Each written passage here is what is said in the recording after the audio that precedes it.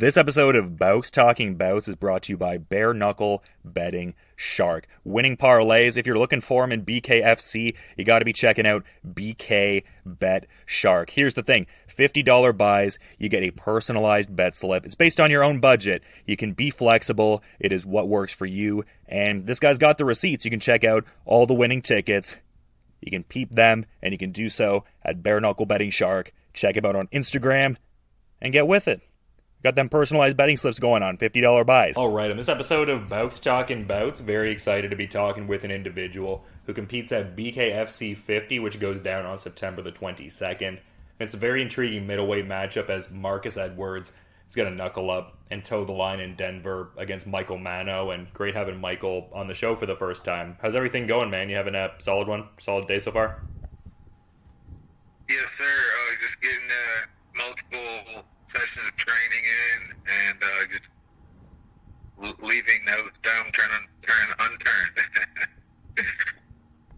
It seems like you're active across multiple combat sports too. I saw a few weeks ago you had the post saying 2-0 as a pro boxer, so big congrats there. Oh yes. I'm in the pro boxing league definitely. Next fight coming pretty soon on that as well. I just love that discipline. I love that style. I'm also a little into, well, not a little, but I'm pretty deep into the MMA section as well. But boxing is definitely something that I don't play around with. And I'm glad you mentioned MMA as well, because even just within this calendar year so far, I'm noticing you fought in a pair of MMA contests, and that aforementioned Love Boxing bout now readying to, fight bare knuckle. It seems like you're having quite the active year. I imagine you're very happy with that. Oh yeah, man! I'm actually glad you said that. This is the most active year of my life as far as fighting goes. Not too wasn't too active, when I was younger, but now I'm just like all guns blazing, basically. Just all full steam ahead, basically. Well, that's a big statement in a certain sense, just from what I can glean off of some of the aggregators. It looks like you have close to 20 MMA fights over amateur and pro, so it says something that this is the most active year you've had so far, because it seems like you've been doing it for a bit.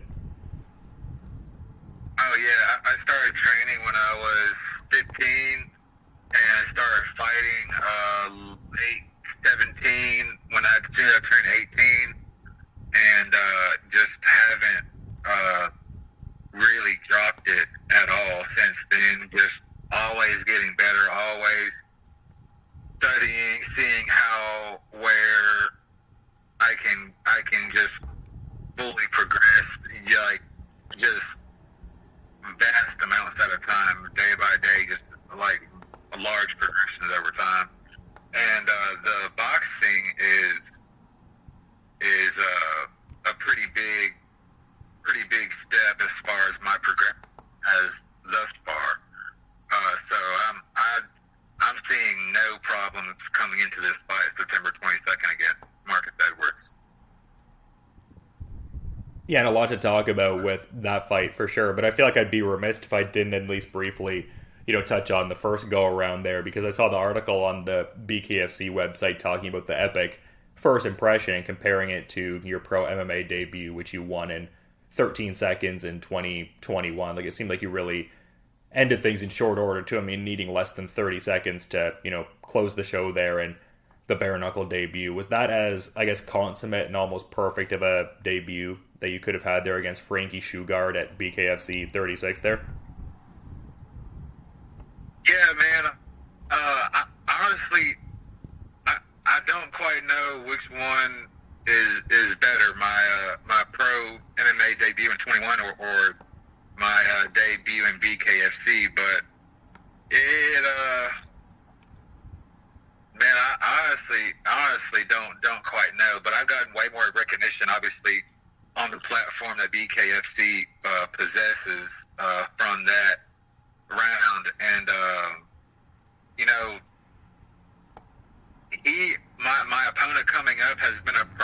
way longer than I have, but I'm not concerned at all with his professional career, because this is my zone, my world that he's stepping into.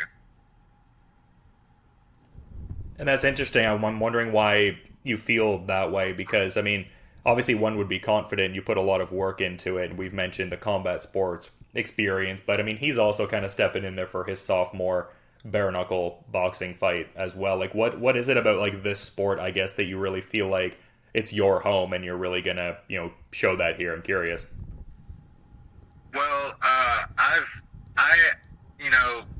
don't think he knows, that this about me, but I'm just deep into boxing. As far as I was about to say, almost as far as deep as I am into, I'm also a brown belt in jiu-jitsu. So, I study a lot. I'm really deep into boxing, and I'm really one of the kind of like, I can almost act as the coach at my boxing club sometimes, like if they need it. But I'm more just training. But I'm just looking at this at the guy's fight, and I can see the holes in his boxing. I can see where he was off balance several times, getting caught with shots, and he was getting caught by a guy only 2 inches taller than him, only a couple inches more reach. And in my debut, I fought somebody like 5 inches. Well, I mean, like he was like taller than his opponent, 6'2", whatever he was.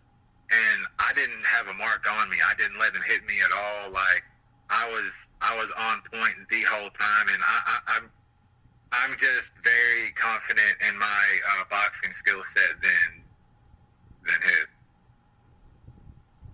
Yeah, and I was noticing that and doing my research on you, like talking about the brown belt level. I was noticing, like, circa October of last year, you had an Instagram post talking about how you had your first tournament as a brown belt there and placed second and everything like that. Like, how long have you been doing boxing for then? Because obviously BJJ brown belt, obviously a lot of work, many years and hours, put into that pursuit. Would you say your efforts with boxing, like almost like a commensurate amount of time has been put into it? Would you say that maybe like the brown belt approach has informed how you've like progressed in boxing? I guess I'm curious to, get some understanding with that. Like, have you been boxing largely as long as you have been competing in jiu-jitsu or involved in that sport, I guess?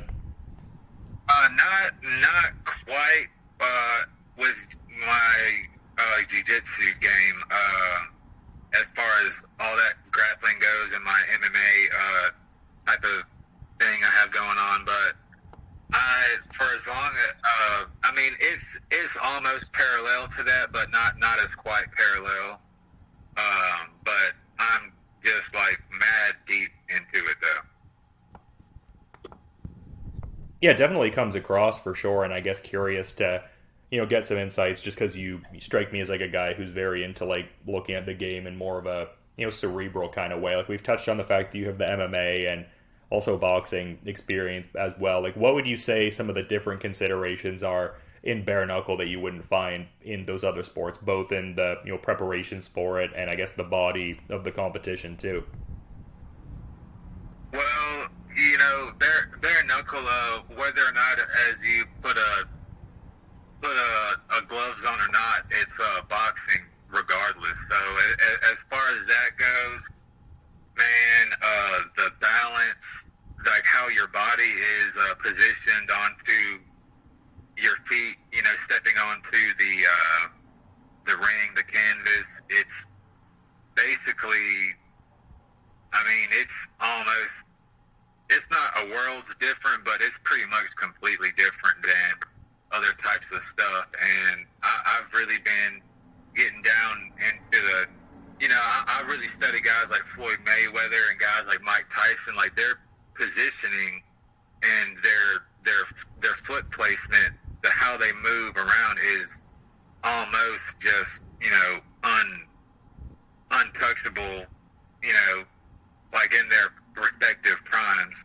And I'm really honing into that type of thing. And it's energy efficiency also it's like the type of way that you expend the output of the energy, all at the same time. And I just feel like I really have that down more than any other type of bare knuckle fighter who hasn't had, any kind of pro boxing experience or any kind of, I'd say, like, overall respect for boxing. They just think it's going to be a walk in the park, basically, and that's fine with them. That's fine with me. Yeah, no, I appreciate the insights and everything like that, and kind of interesting because I feel like this almost sort of plays into what you were talking about there, like referencing Mayweather and Tyson. Like, I was reading the article from your BKFC debut, and you were like, "Oh yeah, part of me is enjoying that. I got in and out as quick as possible, taking no damage and making good money. It's like the best thing that can happen." But then you were also saying like, it was like kind of anticlimactic though, finishing him that quickly. So it's kind of a curious mindset. It's like you want to be defensively responsible and obviously not, take damage for the sake of it, but you also get this like very quick finish and you're like, it was a little anticlimactic though, so kind of interesting. Yeah, man, like people used to say all the time about Mike Tyson that they couldn't even finish finding their seat in the arena before he finished, a good number of his opponents off. But, a lot of people like watching, full distance, like, quote-unquote war or, the battle stuff. But, I'm thinking that if I can keep, like, a short, kind of, like, quick fight, that's overall, like, it might be what not people want to see as far as, like, blood and guts over multiple rounds, but it's still highlight real quality, and that's just it's impressive to see, and that's kind of what I'm going for. Yeah, for sure, and kind of an interesting facet with this card, just being like in that higher altitude, just with like the Denver air and stuff like that. I mean, obviously you guys are preparing on a cardio level for that in a very cardio intensive sport anyway, just with the 2-minute round increments. But yeah, kind of an interesting variable there too with like the higher altitude. Like, are you a guy that tries to like prepare things where like maybe you try to get out there a little early to acclimate? I've also talked to some fighters who are like, my cardio's fine, I don't believe in all of that. Like, where are you at in that sense? I've been up there before. I've been to parts of surrounding areas, and I will be getting there a little early. But as far as Denver goes, that's not too severe of altitude compared to other areas, and it's. And then people have. I mean, I haven't been in a while, but it didn't affect me from what I was remembering. And people, are telling me it's not that bad, basically. But still, I'm not underestimating that. I believe my opponent is from that area, so I mean that I don't anticipate that. Playing into his favor too much, but I'm well prepared, and I'm well aware of that. Yeah, and we were talking before about the kind of studious approach you seem to have with the game, and as much as we were also talking about your BKFC debut rather being kind of a succinct one there, you strike me as a guy that would, have a few takeaways and learn a lot that could be applied to the next fight. So I guess I'm curious, like, in terms of your bare knuckle boxing game, like, what would you say the biggest areas of growth are from where you were at heading into your debut versus where you're at heading into this sophomore bare knuckle fighting effort? This one is going to be more about the placement of my punches. So for my debut,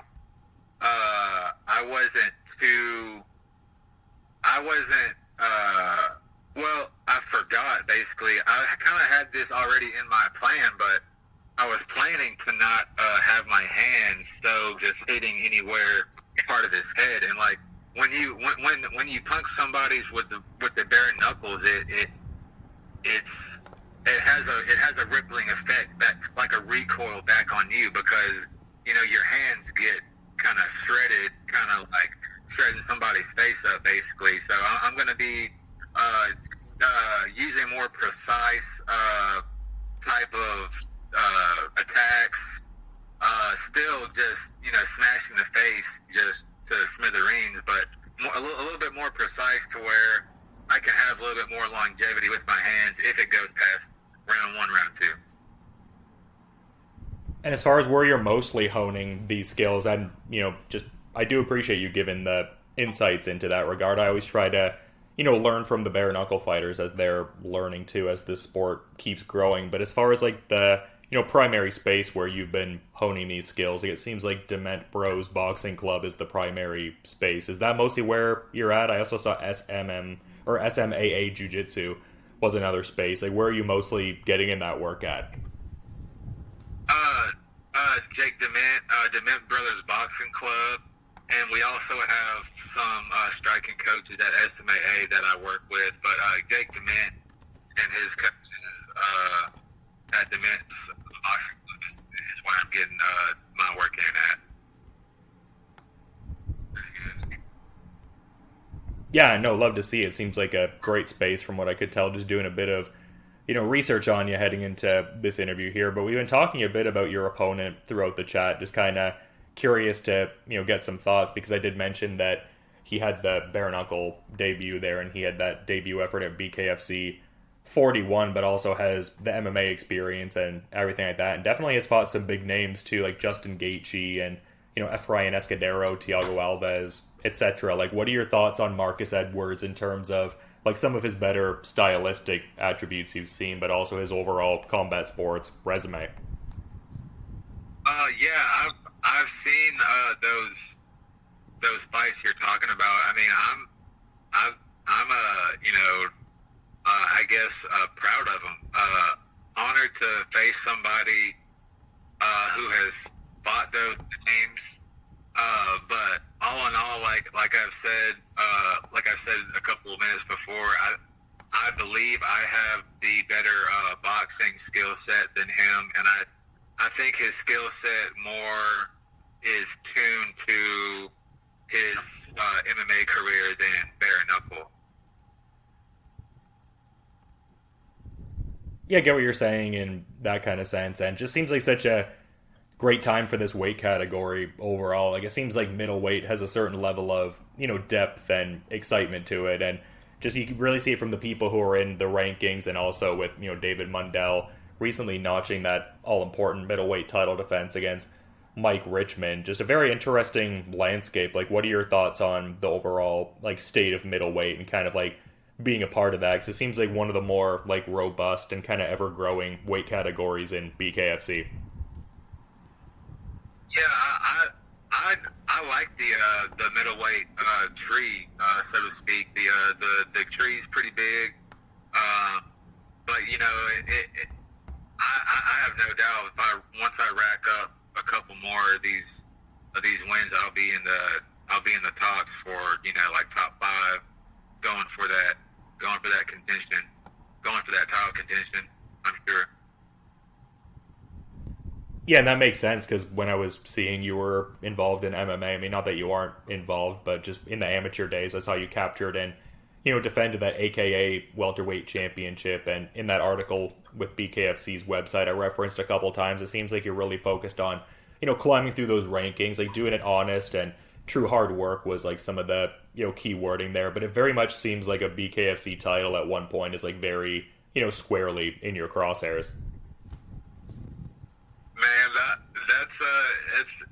it's a good goal to have. It's a good goal to shoot for.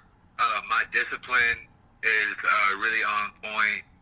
All my friends you talk to, they haven't seen me. They haven't seen much of me.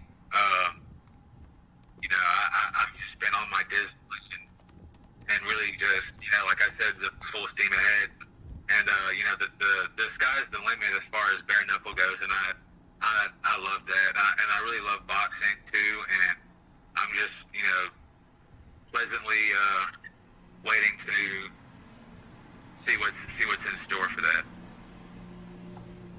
Yeah, and it must be cool to be part of a company that does allow for those like outside opportunities, like actually allow you to, be that independent contractor. Like obviously they've got the, I guess like real estate on you in terms of like bare knuckle action, but just the fact you're able to go out and compete in gloved boxing, and I've seen other guys also compete in MMA while still being under that BKFC contract. So it seems like they're doing well in that regard too, like doing well by the fighters, actually getting to go out there and be those independent contractors and get different looks in other combat sports if they so choose.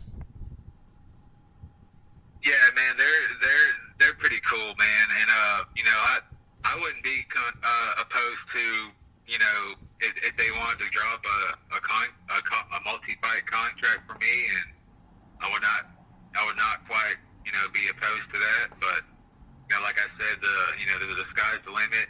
I'm undefeated boxer. I'm undefeated bare knuckle right now. So we're just gonna see where this road goes for us. Yeah, definitely. And just a couple more things I wanted to touch on while I had you, because I know some bare knuckle fighters that I've talked to, it can be a bit of a binary here. Like some fighters really swear by the different, hand strengthening techniques, like the, gripping of the sand and the working with the wooden Muay Thai boards, and just the idea of like micro fractures galvanizing the hands. But I've also talked to some bare knuckle fighters who are like, whatever, that's all BS. I don't waste my time doing that. Like, do you use any specific like bare knuckle centric hand strengthening techniques, or not so much? Not quite. Basically, I just make sure, like, how we were saying before, like, with the fights go, the hands get shredded up pretty nicely. So throughout my training, I'm just making sure my hands nice and protected and wrapped up. I don't do anything as far as that training goes. I don't really delve into that too much. Yeah, no, that's fair. I mean, like I said, I feel like some guys are really into it, some guys are kind of not. That's fair. Just people have their different perceptions at the end of the day. But you were talking about shredding hands, and a bit earlier you were talking about like working the technique to shred faces a little more. It seems like you like to do a different kind of shredding too. I was seeing you got to rip the Star Spangled Banner at Sam's Town a little bit ago, and everything like that on your Jackson guitar. Can you kind of talk about that a bit? Like, what was that like? It seems like you're into ripping some guitar also. Oh, dude, it was pretty sweet, man. I've been playing guitar since I was like about 9 or 10 years old, man. I suffered a pretty bad injury early in 2022, and they basically want me still involved with the fight. So their way of involving me with the fight is like, hey, you play guitar, why don't you make up a Star Spangled Banner section? And sure enough, that was just what I could do. So it was awesome, man. I put my own spin on it. I'm used to like playing and being in front of a crowd as far as my music goes. All my music stuff I used to do when I was younger. So like that really plays into fighting too, because I know how to capture the crowd basically, and the crowd was all just. The video did that no justice, because man, they were just going ape shit after I did that Star Spangled Banner. It was pretty cool. No, that is sweet, man. So you were in like some different bands back in the day and stuff like that. I also am asking because I've always enjoyed playing guitar over the years too, and I mean, maybe not as frequently now, but I like to pick it up now and again and rip. So you were like in a few different bands back in the day, like ripping guitar and all? Yeah, man. I started off like, on the hard stuff, like, a little Megadeth, all that kind of stuff, man. And I still get down. I started getting into some extended range guitars, like 7-string, 8-string, playing like, I covered some Animal Jazz Leader songs. I learned a couple of Tosin Abasi music. Oh, damn. Yeah, man. Yeah, I delved into all that kind of like two-handed rhythm and lead at the same time. Kind of not like him, but like I got into that kind of style of playing, like that progressive. I believe it's called progressive metal, trance metal. So I still play to this day, man. I'm just not too involved. All that kind of stuff. It's a lot of stuff. Yeah, no, fair enough. Good that it's still, part of what you're doing, but obviously a lot of great growth had in combat sports and a lot more, to be had, it seems like, from, how we're talking about different things. But I do want to be mindful of your time, Michael. I'm sure there's other questions I could ask you, but I want to be cognizant of your schedule all the same. So just curious if maybe there's a final parting thought you'd want to add as we're sort of wrapping things up here, man. Oh man, I appreciate the interview, man. I'm planning on being pretty unforgiving in there in round one, starting right on the front foot. So just it might not go as quick as my last one, but this guy's pretty tough too. So this guy, like he said, he's fought a lot of names. I'm not taking him lightly, but it's going to be an awesome fight. Yeah, so you're not making like a hard prediction for like when the finish will happen, but confident you'll finish it eventually, I guess. I might drop him multiple times in round one, if not once, but I'll say might be round two, might be round three. We'll just have to see what happens. He looks like he has a fairly hard head, so yeah. Yeah, very compelling matchup and a lot of variables for sure. Was very excited for this Marcus Edwards fight before talking to you, but the enthusiasm definitely increasing. And yeah, it should be a great card with BKFC 50, and definitely excited for this middleweight matchup on September 22nd. But until then, you have a good rest of your day, Michael, and just to reiterate, thank you for the time. Yes, sir. Thank you, too. I appreciate it. This episode of Bouts Talking Bouts is brought to you by Bare Knuckle Betting Shark. Winning parlays, if you're looking for them in BKFC, you got to be checking out BK Bet Shark. Here's the thing. $50 buys, you get a personalized bet slip. It's based on your own budget. You can be flexible. It is what works for you. And this guy's got the receipts. You can check out all the winning tickets. You can peep them, and you can do so at Bare Knuckle Betting Shark. Check him out on Instagram and get with it. Got them personalized betting slips going on, $50 buys.